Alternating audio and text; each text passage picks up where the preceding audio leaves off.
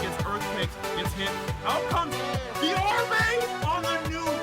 What went on here with the silence? The questionable decision making when he gets help from his teammates. Yeah, he might go down, but let me ban for that.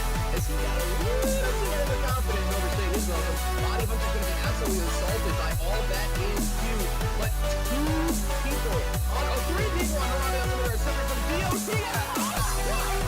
Right, off the jump that rotation, Mickey's gonna fall for it and immediately gets collapsed on it. I think that's This is not good, that's a double kill.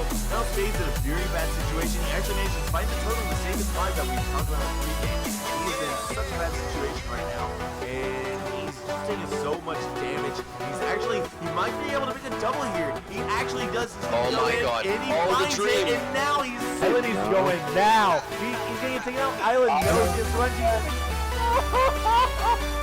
What? No way. Oh my god, you actually got that. What an amazing bait. Cap, what is that?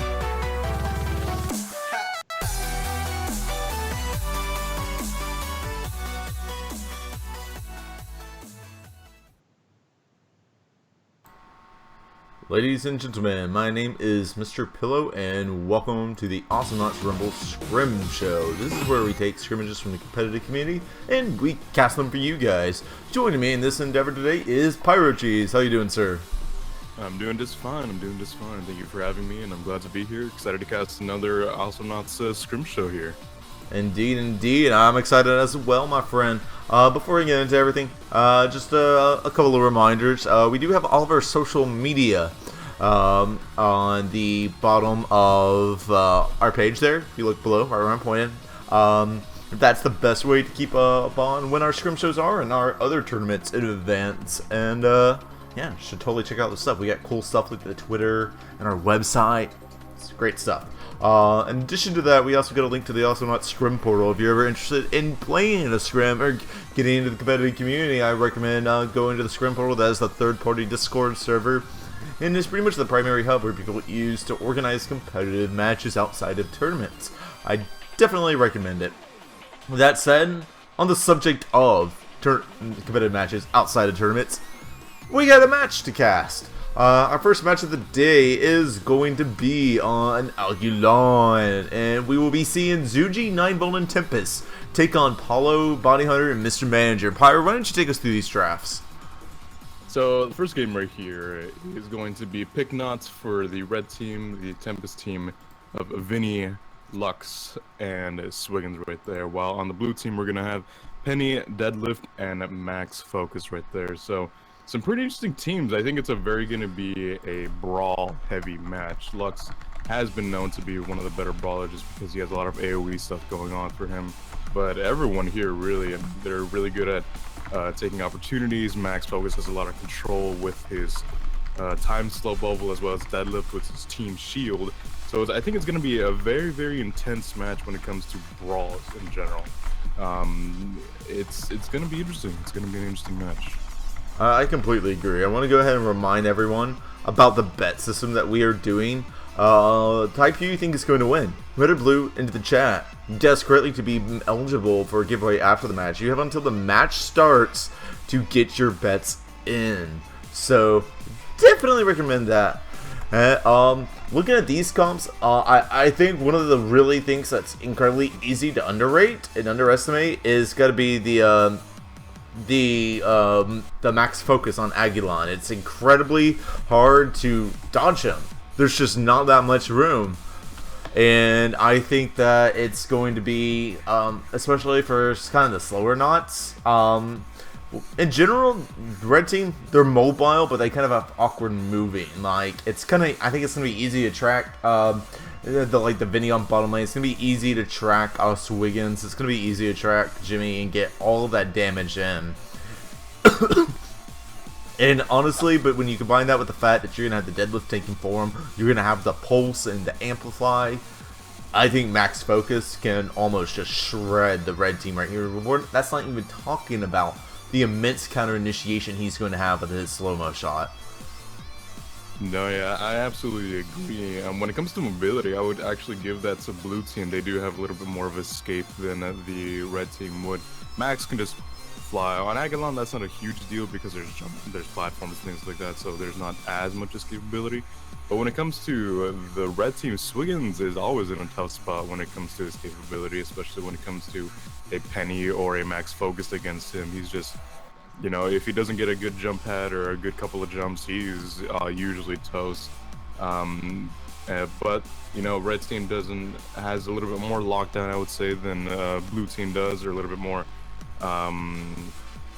benefit from initiation, I guess is the kind of phrase that I want to use.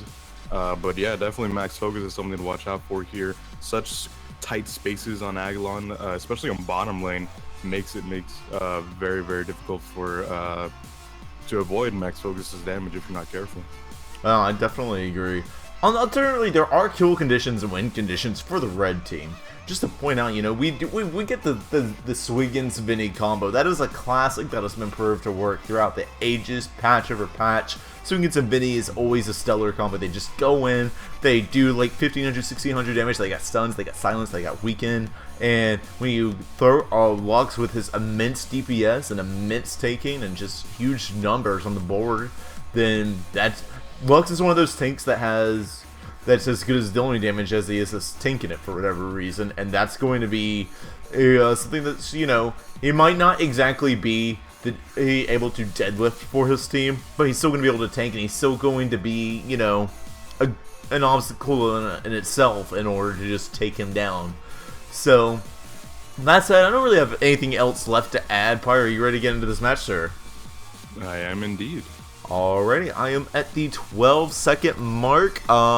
3, 2, 1, and we're off on the red team. You got Tempest playing the Swiggins. You got 9Volt playing the Jimmy and the Lux 5000. You got Zuji, man, known in game as Smeb right now, playing your Vinny. And on the blue side of things, you got Paulo playing the Max Focus, Baltionto playing the Deadlift, and you got Mr. Manager playing the Penny.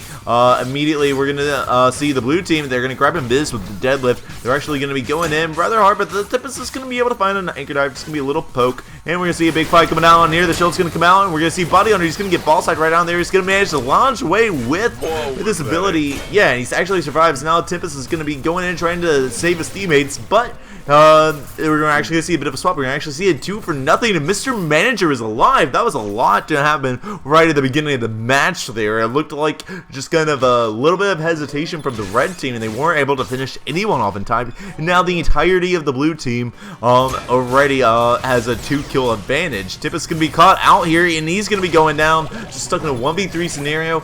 You can tell Zuji kind of really wants to find that spike dive assassination on the Apollo, but he's not going to find it. He's zoned out too hard, and now he is stuck defending. This is not looking well for the red team so far. What do they need to be doing differently right now?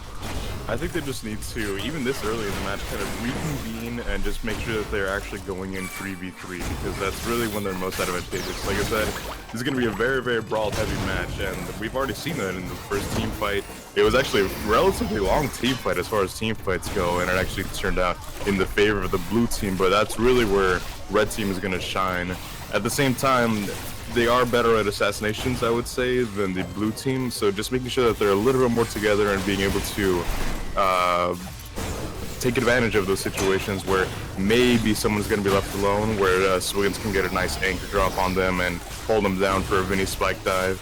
I think that's what really needs to happen, just making sure they reconvene overall, and it looks like that's what's happening right now. They're sticking a little bit together, maybe got a little bit of a better head on the shoulders at this point, so it should be something that they should be looking forward to. I did also want to point out a couple of first items. Vinny already picking up silence with his antique machine gun on his spike dive. Really, really important, especially, like I said, in those team fights. I think, you know, I almost feel like I can't harp on this enough, that this is a super team fight heavy composition on both teams. Penny also, no, that's not Penny, what I meant. Penny also getting ranged auto attack as a first upgrade as well, kind of making it a little bit interesting.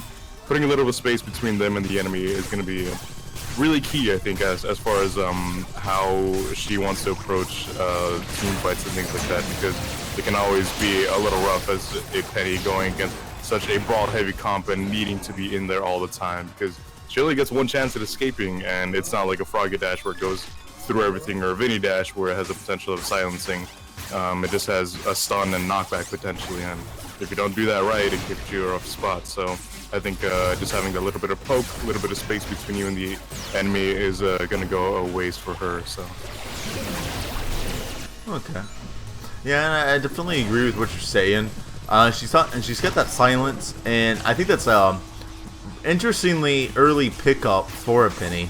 To be honest, both of her upgrades are ones that you always see get taken, but you never see, I think, get taken this early. And I think it's going to be, it's good. It kind of makes Penny's playstyle early game, as you mentioned, kind of a little bit different than what it typically is. But ultimately, she's gonna have that goal of trying to land. I think as long as she lands the pulse on all three in a fight, or just does this where Zuji is completely caught out, but not before 9volt can assassinate Body Hunter, and that's gonna make it a 1-for-1. Now we have the fight between 9volt and Paulo. Mr. Manager gonna come in with a bounce and finish him off, making that to a 2-for-1 in favor of the blue team, bringing the kills from 5 to 1, but putting red team on the board. I don't believe Tippus is gonna be able to defend this. He's probably gonna die if he. Okay. Ooh. What do I know? Either way, he wasn't able to defend this. And that turret's going to be going down. You got 2 ranged attackers versus 1 melee defender. You know, what's he going to do? Go in like he did and then accomplish nothing anyways. Body Hunter picking up that stealth orb. We might be able to see a big play come out of this. The red team is stuck really well together right now, so he would need that silence regardless, I think, coming out from Manager in order to really make it work. Oh, here it is right here, and then they find the bubble, and now Mr. Manager has found 9volt. He managed to pick up health, though. He's gonna get silenced and taken down by Paulo by the last hit of this little shotgun there, and now they're gonna leap in there. Tippus is gonna get extremely low, and the push continues. We got droids, we got super droid, we got deadlift, we got multiple ranged auto attacks. Vinny just like doesn't know what to do. He just, spike dives in and does literally no damage. Tippus gonna go in. He's actually gonna hit the anchor dive on all 3. Managed to be able to bait out a couple of abilities, and now Zuji's gonna follow up with spike dive. And now the blue team is actually in a really bad scenario. Jimmy trying to get in there. He's gonna find the danger pins on 9volt, and then on Paulo and come back. Double kill on Body Hunter. Now Mr. Manager is in a really bad spot. He might not be able to get out of this, and he is not. That's gonna be a wipeout. Exactly what the red team needed to get back into this game. That's gonna completely even out the levels. It's gonna more or less even out the solar and get the first real pushing opportunity for the red team all game, dude. If you were counting them out, you were wrong. Pyro, is this the beginning? Like, how's the next team fight gonna go in your opinion? Is it gonna be another of what we saw? Is this like the beginning of red team's triumph? Or, as we see right here, they're gonna charge them out way out of position. Bono's gonna need to fall extremely back. Or the team fight's just gonna go right back to blue team's favor. Was that wipeout just a fluke? I don't think it was necessarily a fluke, but at the same time, I think it's a little difficult to, recreate the circumstances in that, because like you said, they were 2v3 at that situation. Swiggins went in and actually burned a few of the abilities on the blue team. And that, I think, is what actually let the red team go in hard, just because they knew abilities were down, at least for the time being, so they could get in a little bit of damage that way. And after that, it was just, like I said earlier, making sure that they're together, making sure that they can capitalize on that ability with their own team fight and their assassination stuff, and was actually able to go through with that. So it's good to see that. And there's going to be actually another pick off right there on Penny from the red team. So something like this, I think, could be potentially the beginning of an actual comeback. I wouldn't say necessarily the wipeout itself was, but I would say this, just because this does have the potential to now stagger, basically. Blue team is going to be forced onto their heels, and at this point they're just defending, really. So red team's going to have an opportunity to do something, where before they didn't really. They're actually going to be able to push top turret for now, where before they only got that with an entire wipe. Not too much push, but something. Yeah, definitely. And the thing is on those neutral states, it's always the blue team that has that push. Again, it's because of these company upgrades and things like that. They just have more of a natural push. Like, there's things where you'd be like, hey, I can quickly get in a chip. Their chip is like a bar or two, while red teams is like half a bar to a bar. So, you know, the push is always naturally in their favor. They clear faster, they clear good, regardless of what they're on defense or offense. They just always have that advantage. And Tempest going to be going in. It's not able to find the hook, so Penny going to be able to pounce out. They're going to get a nice spike dive. And, oh, we actually might see some fight going on right here. And, no, going to go back to neutral. They're going to go in with an anchor dive and what do you call it? Spike dive, but only going to connect one of them. And the missiles are going to be chipping them down, though. But, yeah. Ooh. Yeah, it's going to be an unfortunate pickup on Vinny right there at the top. Just caught out alone. Actually was able to be pounced back into that scene immolation, which, you know, at this point does a lot of damage. That's all that Max has been building into. Getting double projectiles as well as the end damage on the last 2 bullets of scene immolation. As well as just raw damage with that. So that's, you know, as we were speaking earlier, it does a lot of damage to begin with on Agalon just because it's a limited mobility, but if you build into it, it can become quite dangerous. Yeah, definitely. And, oh, we're going to see Jimmy coming out. He's going to be charging them back. We're going to see the scene elimination coming out. Here comes the spike dive. Body Hunter gets sinkered down. He's already used his shield, but he manages to leap on all 3 of them. This is going to create a bunch of room for Apollo and Mr. Manager to go in.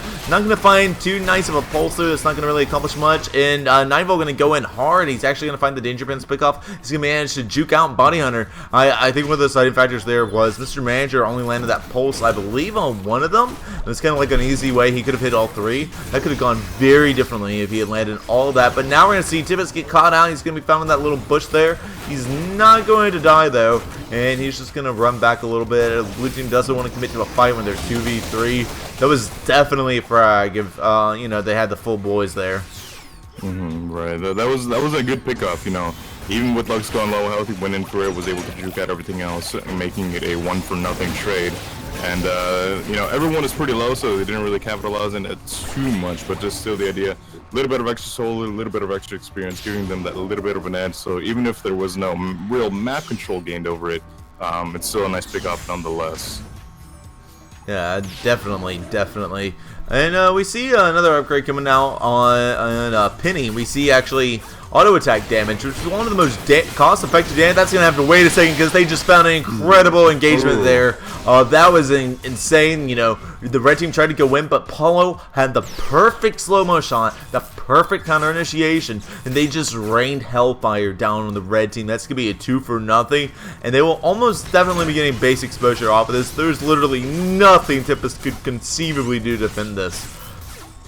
Yeah, there was not even a point. Even at full health, Tempest was like, you know what, this isn't even worth trying. It's gonna go down, and I have the potential to die, and that's not a good thing. Even if my teammates are gonna come back in or now, we just need to, like I said, hunker down, make sure that we're all together, and then potentially go in and capitalize on that. And there's gonna be another team fight going on right there. Tempest almost gonna be picked off. He is actually gonna be picked off right there by Body Hunter, unfortunately. So that's gonna be a 1-for-0 trade. Mr. Manager taking invis right there. No charges on a penny, so you're just gonna use it there for a little bit of poke, a little bit of harassment. And yeah, so this is looking pretty dire for the red team, I would say. They're not in a good situation. They had to be play this extremely carefully in order to come back.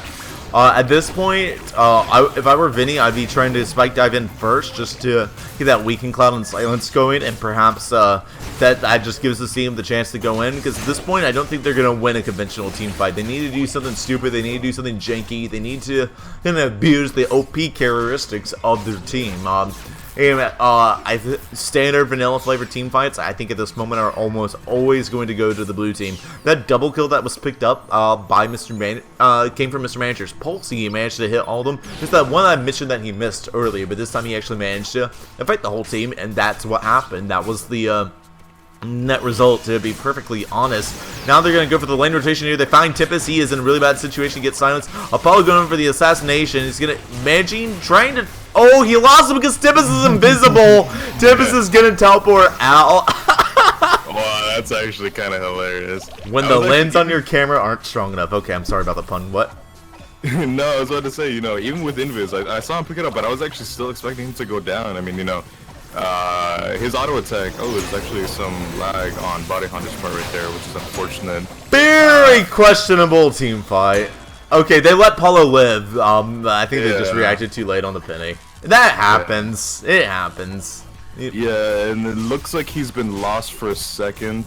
I don't know if that's correct or not, but Yep. you know, at this point, the honorable thing would be, you know, just clear droids, make sure nothing happens until he gets back. I think that's just what this is going to come down to. So Yeah. Typically in the competitive community, you know, this is what happens in both tournaments and in scrims. You know, it's inevitable. Someone's going to disconnect. It doesn't happen too often. Obviously, it's not like in every match sort of thing. Everyone knows what to do. They just all relax and wait for, you know, the guy to get back into the match. And there he is. And looks like he's going to put him on countdown. They'll typically give him a little bit of time just to drop down and, you know, get situated. Everyone typically has solar to spin after this happens, so you just wait for that to happen, and then you see the engagement comes down. I think it's interesting to kind of see what's relatively late game here for it to happen, because it's an inevitable consequence of it is that it is a status quo reset. Everyone's healthy, everyone's with their team, everyone's on their side of the map, no one's really overextended, except for Zuji. He's going to spike dive into two of them right at that turret, and that's going to do in that jank, just spike dive into cloud, and just because you know you can get away with it type of tactics. Tippus is gonna look for like a kind of a cheeky, you go into me, I'll spike dive, but it's against a deadlift, so it literally does not matter.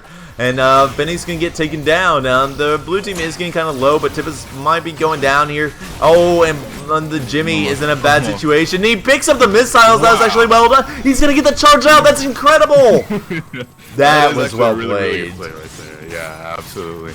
Not going to be able to defend bottom at all, either of them. They're both melee combatants against a more healthy melee enemy, as well as a ranged penny. And that's just going to be Lux right there. Going in, maybe hopefully with their shield to take care of any extra damage, but unfortunately still going to be taken down. Vinny coming in with a missed spike dive, unfortunately, and just going to let Body Hunter leave. But yeah, I think at this point, what they would need to actually win, like you're saying, you know, take advantage of the things that make their, like, for lack of a better term, their knots OP. Which really would come down to their assassinations, really. You know, I mentioned earlier that team fights are going to be a huge thing in this. That's true, they are. But I think at this point they needed to focus a little bit more on individual pickoffs if they want to have a chance to, you know, see this through to the end. Indeed. And Jimmy, I think, needs to really be working on his brawling. He managed to find that missile pickoff, but he managed to find it barely. If he gets full auto attack damage and attack speed, like, things can go a lot differently. We see a lot of abilities burned out right here. We see most of the abilities on blue team are on cooldown, except for the pennies. Red team is understandably going in incredibly hard. 9-ball, oh my god, but look at that! Zuji almost got out. That was a very nice and ballsy spike dive. That's going to make it a 1-for-1, and Mr. Manager actually going to be going in. He's doesn't want to get too close. Okay, he's going to just be like, hey, I'm just going to go ahead and clear out some droids. And yeah, and this is going to be a little bit of footsie knots. It's in favor of the blue team. The neutrality and the neutral phase, the push is always in their favor. It's one of the things that's really helped them keep dominant map control and be in a position to always be looking out for lane rotations rather than spending time clearing throughout this entire match. All the people are brought back together now. And Penny, Max, we see teleports coming out of there. They're gonna go spin their solar, make sure they're good to go for the last team fight. We see, you know, the pulse damage coming out on Max. We see more damage being brought up on the floodlight. He's got so much damage. He's got slow-mo on that. Oh, and 9-ball gonna be taken down in a complete 1v3 scenario. Doesn't get any damage out on the blue team at all before his demise. Just overextended, caught out, and now we see the blue team going in hard, and they have an invisible Paulo, which might just be game deciding right here. There's the slow-mo shot. Tippus is going to be taking some damage. There's the pounce. They got their abilities blown, and red team is out about half. They find a nice pulse off the jump pad. They can't go in. And there's really, you better be careful. There's that pulse that'll one-shot you. They're good. They have to go in now. Like, they can't spend any more time. Like, their base is at 2 bars. There's a missed anchor dive, and they're not finding their abilities. The blue team is already chipping them down. There's a missed spike dive, and Tippus is going to go down. This has got to be it. There's no way. Bounty Hunter has said that this base is time to die. He's just going to go ahead and take that out, and the winners of this scrim are going to be Paulo, Body Hunter, and Mr. Manager. What are some of the things that the red team could have done differently? Like the last few practices, especially just the Jimmy getting caught out completely by himself. But in general, how were they playing the comps? And then, you know, like what were their play styles alright? Were they doing the things that they were, you know, their knots are supposed to do? I think as far as like how the knots they were playing are quote unquote meant to be played, I think they were doing it spot on, and in my opinion that was kind of potentially the issue, because I think one of the things they needed to focus on more was the actual counter initiation from blue team. Red team had pretty strong initiation with Swiggins, you know, classic hook into an anchor drop there is a good way to start an initiation. But Max with the slow bubble has always been one of the stronger counter initiations in the game, in my opinion. And that on top of the shield from deadlift, as well as, you know, Penny just being Penny, I think kind of led to a lot of team fights going not in their favor, especially later in the game. I think that really led to their ultimate downfalls, those key team fights, and then kind of maybe not being able to fully switch gears to, like I said, later on in the game, just being able to focus on single frags, single takedowns, sticking together, and just being able to unload on even just a single target. You know, even if they didn't actually get a kill out of it, just being able to do that and get out with their own lives, I think that would have been key to turning the tides for them. Definitely. And the fact is, they also always just played it well. They always made sure that they got to the, you know, the deadlift shield in at the right time. Always trying to soak up the spike dives. They did a really good job. Like, you saw a lot of anchor dives and spike dives just get nullified by that deadlift protective pose. And they had their flukes, like, you know, 9Volt's amazing missile on Paulo there, and the fight he actually got out. And then there were just times when, for example, we just saw in the kill cam rail where Tempest just missed the anchor dive, and it turned what should have been 1-0 to them into 1-0 for the blue team. It's those little things, you know. But red team Jimmy played with finesse but got caught out. I don't really feel as though that the Vinny and Swiggins really got caught out, but they didn't play with as much finesse. You know what I mean? I would agree right there, you know. There's a lot of things that I feel like Vinny could have been doing as well. You know, he had silence that he had weakening cloud, and I know that especially in the scrim, it's a little bit difficult to do kind of poke damage like that when you are forced to go in and rely on blind and weakening cloud to make your way out. But I think that could have been used a little bit more effectively in general, just poking in with spike dive and just getting out. You know, it doesn't necessarily need to be a kill taken from that, but, you know, just having that kind of harassment, I think, goes a long way in the overarching game overall. I completely agree. But that said, we are going to take a short break. We will be back in about 5 minutes with our second game. Do not go anywhere, my friends.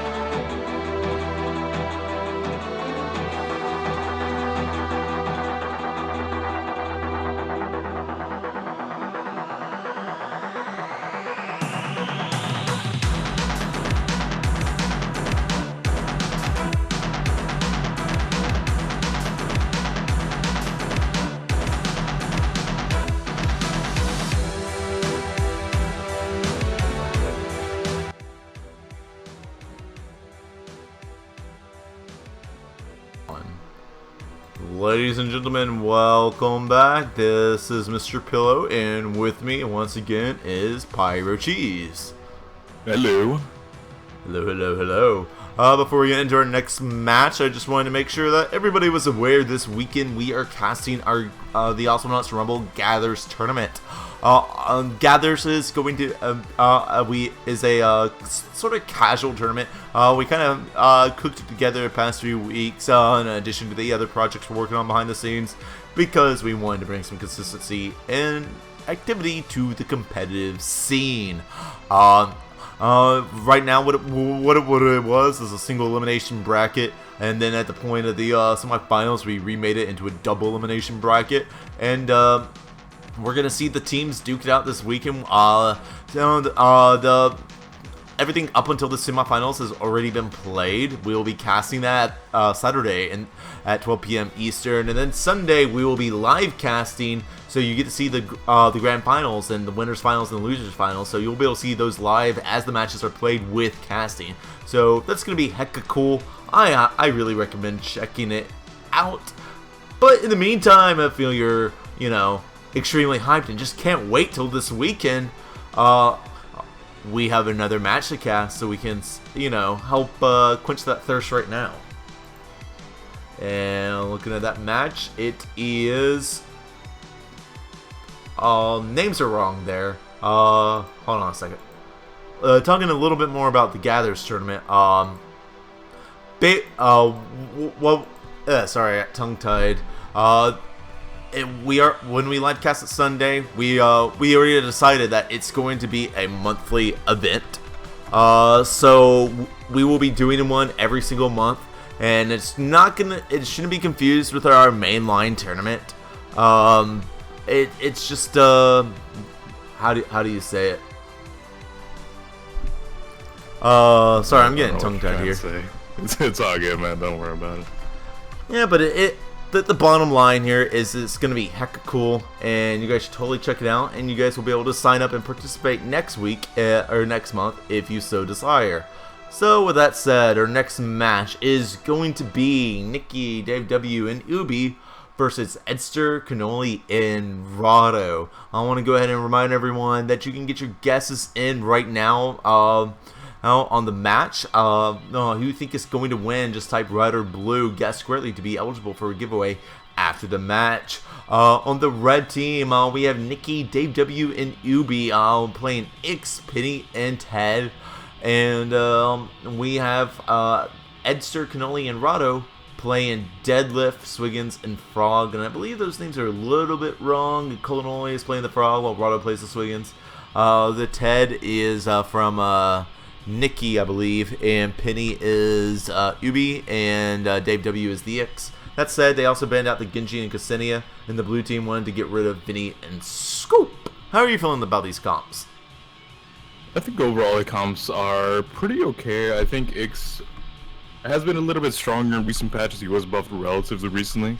But just with, especially when it comes to scrims and being able to capitalize on initiations, I think he is pretty strong overall. Just because his initiation on an enemy is actually really, really easy to read on both ends. But especially against a team like this, if he gets a swap on a Swiggins especially, I can see that being the end of Swiggins immediately, just because, like I said, in the previous match, CC against Swiggins is really, really tough to deal with as a Swiggins. So if they get a swap on him with a penny pounce into a turret, that'll be just about it. On the other hand, though, it does make it interesting to see on the red team that they do have a lot of burst going in their favor. Not a lot of quick burst as well. There's burst to be had on blue team from Ted and things like that, but it's more predictable with his airstrike and his auto attack and things like that. With blue team, or I guess in this case the one with the frog swing and deadlift, I was getting confused because on the draft it's different than what's in the actual match. That team has a little bit more burst potential, I would say, than the other team with the Ix, Penny, and Ted McPain. I'm getting a little tongue-tied myself, actually. It's contagious. But overall, I think it'll be interesting to see how team fights go. Like I said, this isn't really a push-heavy comp either way. Though I would say that the Ix, Penny, and Ted does have the advantage with that overall, I would say. Indeed, and I think if they can play the stun pack right, to me it's really simple. It's going to come down to the usage of the stun pack. If it can be used at the right time and that blue tries to go in, because they're very like, hey, just go in and slam on someone sort of comp, then I think it's going to go in red team's favor. But if they can't find those perfect stuns, coupled with synergized with like a good refrag, which doesn't have to be as on point as the stun in my opinion, then it's gonna go in blue team's favor. Honestly, I kind of see it that black and white. It's gonna come down to the stun pack in my opinion, and if he doesn't get it, then I think that's going to be devastating for his team. With that said, are you ready to get into the match, my friend? Yeah, I'm indeed. Where do you want to begin? I'm at the 12-second mark. Want to give us a countdown? Sounds good. I'm right there as well. We can go ahead and get started in 3, 2, 1, go. And we're off on the red team. Just to reiterate, it's Nikki playing the Ted. You got Dave W playing the X, and Penny being played by Ubi. Penny playing the Ubi. Rado on the blue team is going to be playing your Frog. I should just stop talking about character names. Edster playing the Deadlift, and Cannoli playing the Swiggins. And hopefully Rado doesn't betray his team like they did last time they were on Serona versus this team. We'll see if they paid him enough solar this time. Anyways, we're gonna see Cannoli going in, trying to see if he can find an Anger Dive, but he's not actually using his abilities because he couldn't find that lineup, and now he might just go down. He finds Hook on Penny. Oh my gosh! And then the airstrike takes them down right there. Nice pulse gonna come out on Rado, and I'm on the wrong screen.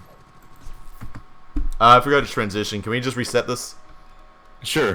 Do you want to start back to 12 seconds or? Yeah. Okay.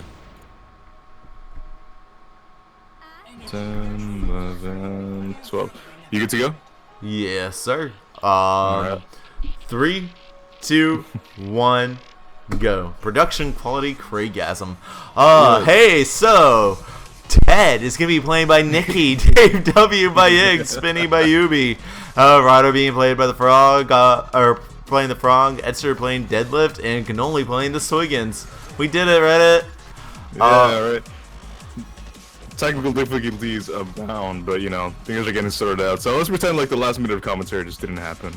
I have a prediction to make. I think that we're gonna see them go in here, and I think Nikki's gonna find the first blood with a nice long distance airstrike on Edster. That is my prediction. I'm just analyzing the comps here. It just seems like how the comps are gonna play out. Oh my gosh, I am so good at casting. He is Neo. Alright, but in all seriousness, yeah, that's technical difficulties, whatever, but we're back on track so we can get back to commenting as we would. But yeah, that was an interesting team fight overall. A little bit longer than I would have expected, honestly, but still coming up in the red team's favor, and not really a whole lot in that blue team. You know, Frog almost did get that kill on Ted right there, but wasn't able to actually capitalize and finish that off. So it is right now in favor of the red team, 1 kill to 0 kills on that team. Nothing super interesting. Well, actually, I was gonna say nothing interesting in Adams, but you know, Ted actually did get Stimpack immediately, or not Stimpack immediately. I mean, a stun on Stimpack immediately. So if you were looking out for that to see if that was gonna be the key thing to look out for, you know, he definitely did get it first. He probably knows that that's gonna be a good upgrade for him to use overall, especially against this team where stun is gonna be going a long way. I definitely agree here. We see the blue team is out. Oh my gosh, bad Anger Dive there. That's not good. They managed to find a Splash Dash. That was a double kill if Cannoli landed, and he almost paid his life for Missy instead. And there's gonna be an Airstrike gets gonna poke Cannoli way down. Nikki is like instinctively like trying to Tetris him, even though he doesn't have Tetris yet. I thought that was kind of funny there. But blue team is doing a good job holding that mid. They're really good at constantly finding their damage numbers so that they can get that threat onto the red team. The Pulse is going to be chasing them out, and they can get that stun and let them dodge the leap, as I mentioned in the pregame discussion. Dave W in a bad scenario, and so is they're alive. Oh my god, yeah. The counter initiation, though, the trust of their teammates there is that's gotta feel bad. That's gotta feel bad. I thought he was like, pretty nice to see. Yeah, but yeah, it looked like he was done, but at the same time, Swiggins just let the drop finger go. So Ted was in a single spot, but it was deadlift against the other 3 teammates effectively at that point in time. So it was a little tough to see. And Ted did come out with his life, making it 2-0 in red team's favor right now. Another team fight going to be coming in right now. Penny going to use the pulse on Froggy, and Swiggins actually going to get the frag on Froggy from Ted. Swiggins barely going to be escaping with his life. And then deadlift out in the lane, still pretty much at full health. Hit with that airstrike actually, but you know, right now things are definitely looking in the favor of the red team. But blue team is going to get their first frag right there on Penny, just an opportune anchor drop into a deadlift lunge, of being able to at least get enough damage on her to actually take her out. So, you know, things aren't exactly as one-sided as they appeared, but, you know, overall, solo advantage is still going to the red team. Ix did Piggy, and there's going to be another team fight right there, actually, a 2v3 team fight. Going to be relatively even. Edster is actually super low, just going to get out with his shield. Cannoli maybe looking for a naked drive on Ted, and going to pay with his life instead, actually. Wow. And Nikki just keeps getting out of 1 HP, finding those stunts to just buy him a little bit of time.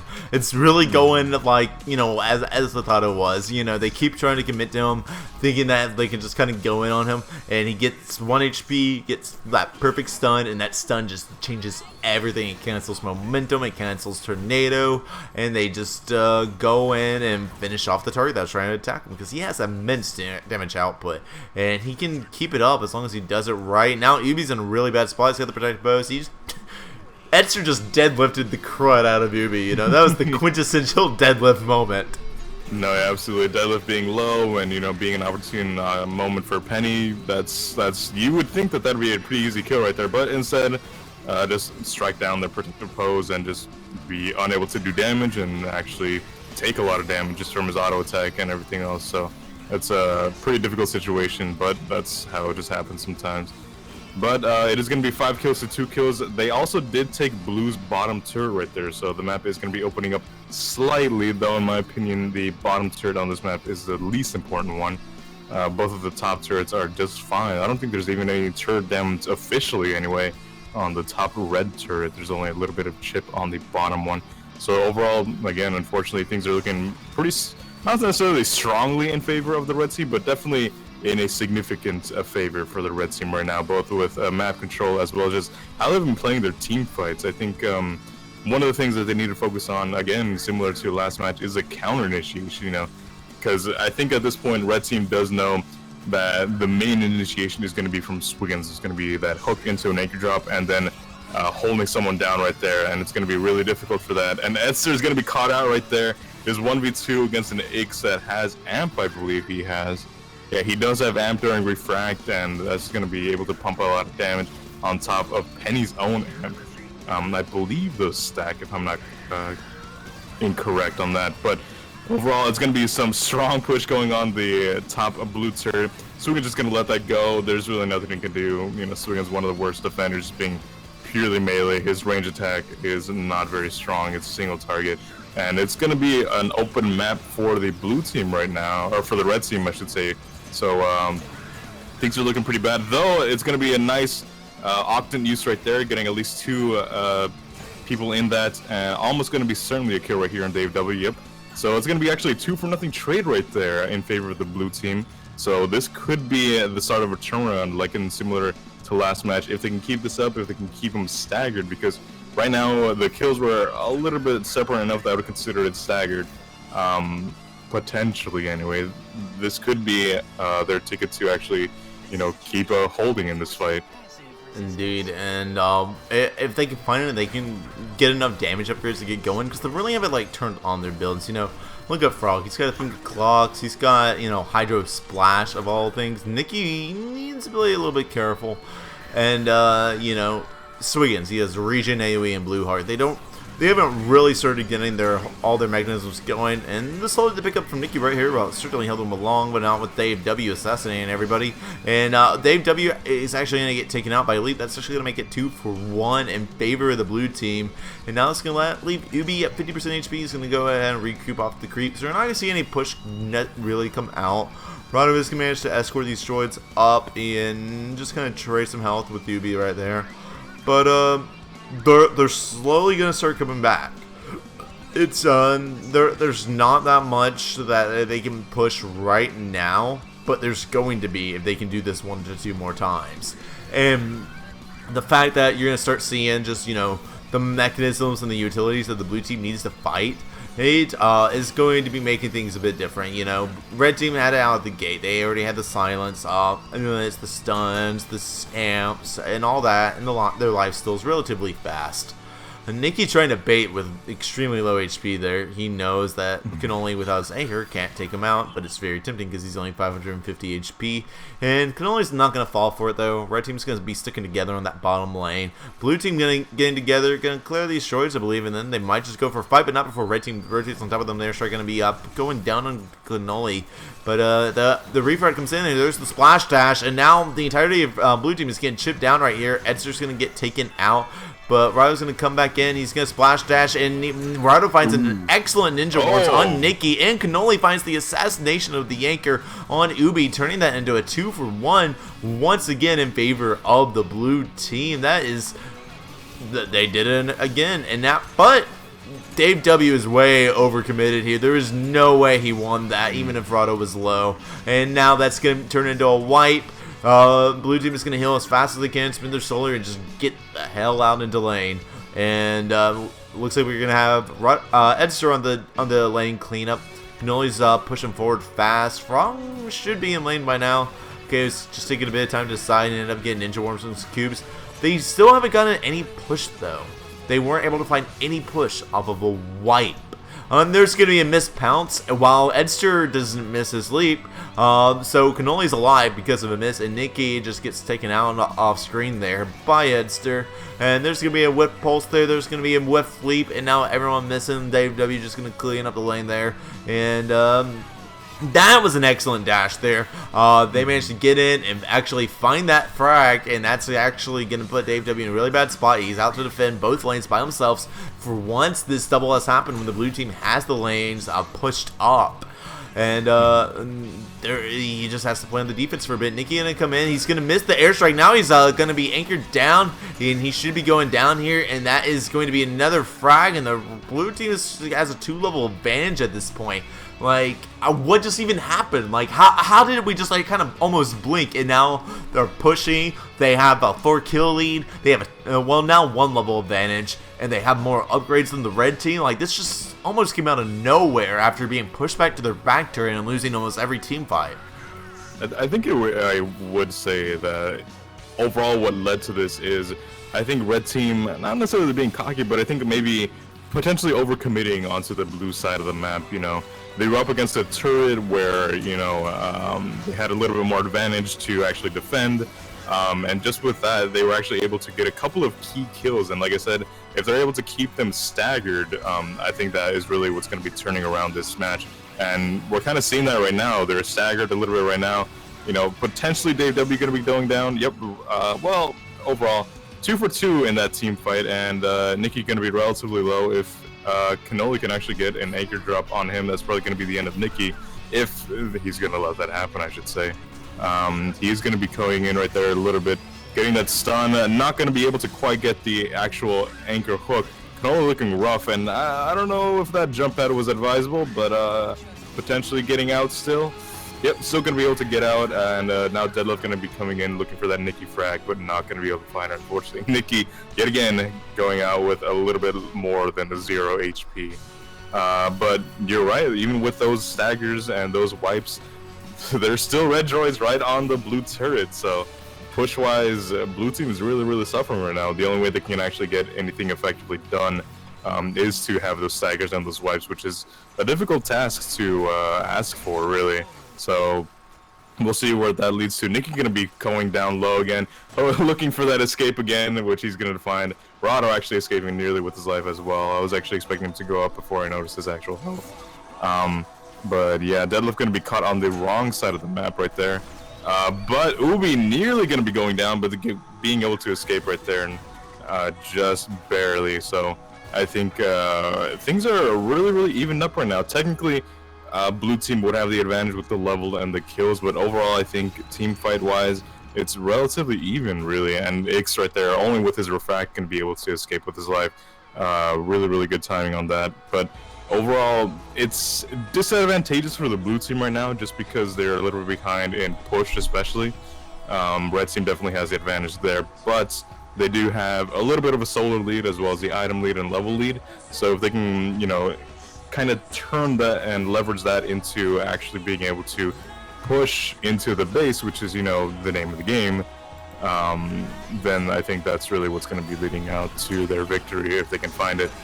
It's going to be another team fight right there. It's going to be a 1-for-1 trade for the Swiggins right there. So both of the initiators going down right there. So it's going to be an Ubi going down as well.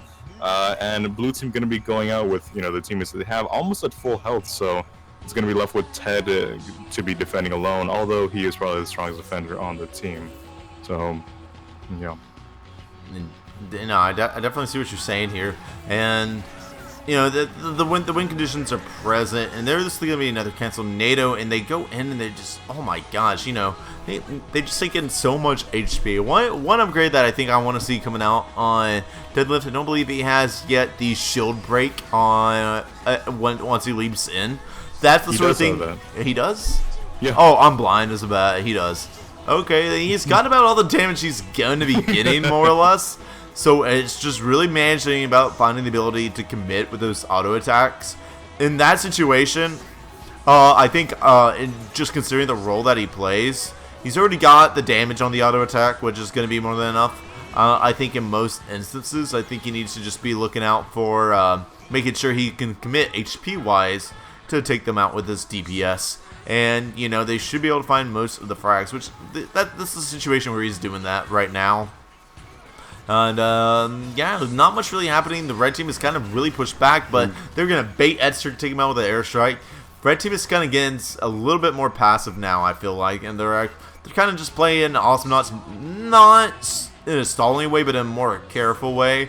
And it's like they realize that, hey, we can actually lose this, and, you know, they're starting to pull out all the stops and, you know, make sure that they don't just try and style unnecessarily.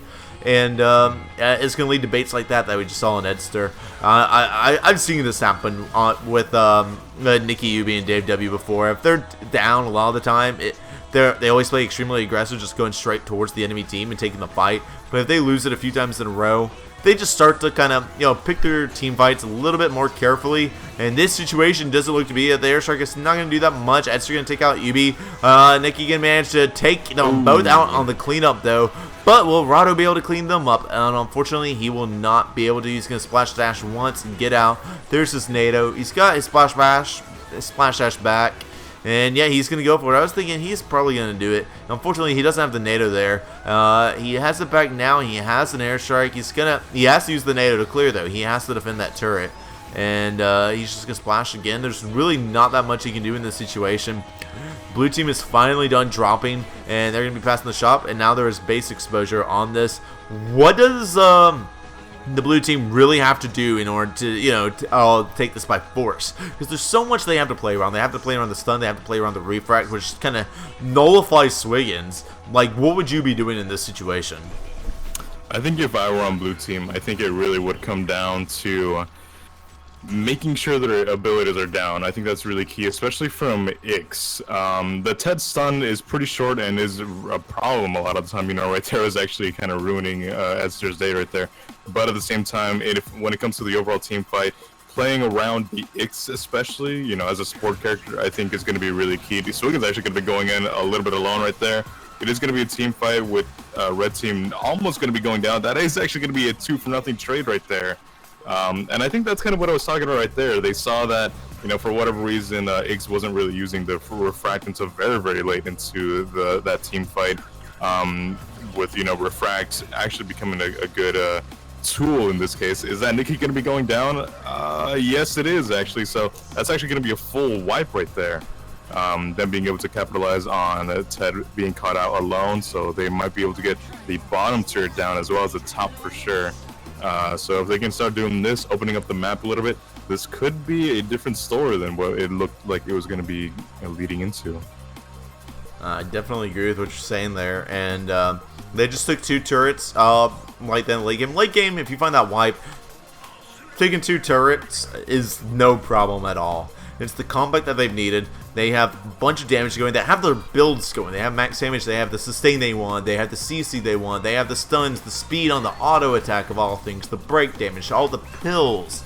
They are like good to go for these fights, and it's really gonna come down here now to kind of the haywire. Red team has almost as much stuff to play around as the blue team has to play around, and Nikki just kind of gets. They go in on him, and now he has to run back, and they have to play on the defensive. And I mean, think about this. The red team is just like completely on the defense right there until Nikki's back from healing at the shop. He was too zoned out from his own creeps to even use those because they could have easily beat him to that. He'll be using, Dave W using an interesting hiding spot. And you can't even see his name. That's how effective it is. And you know, they're just gonna be chilling, looking to see if they can find the next engagement, and I think this might start with Cannoli going in. Oh, it's actually gonna be Edster.